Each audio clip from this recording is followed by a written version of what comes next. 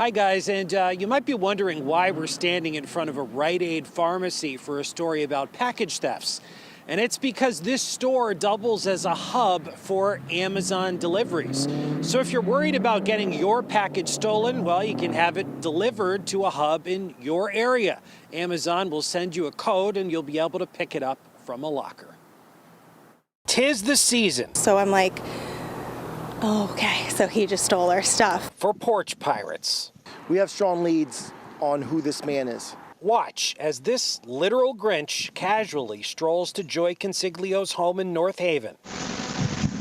Broad daylight, parking his car across the street before walking off with her new vacuum cleaner. But by the end of the day, with the power of social media, we knew his name, we knew where he lived. And here he is. Fox 61 discovered that not only is he a notorious porch pirate wanted in connection with more than a dozen thefts across more than half a dozen communities, but he's also a sex offender. It is surprising how bold some of these people are, and seeing the Ring cameras and knowing that it's daylight, it doesn't seem to stop them. Be on the lookout for his white Nissan Altima. To Bristol now, where after a couple got arrested for following a UPS truck and stealing every package along the route, David Haberfeld said enough, offering to have people's packages delivered to his business. The next year, I figured out that I could ask other businesses to also be recipients, and we could cover the whole city that way.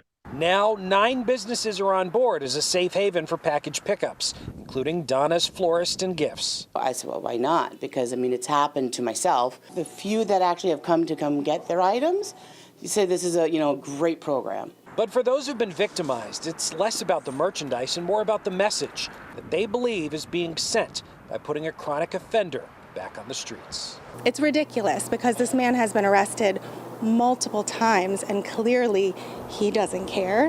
What's wrong with the criminal justice system?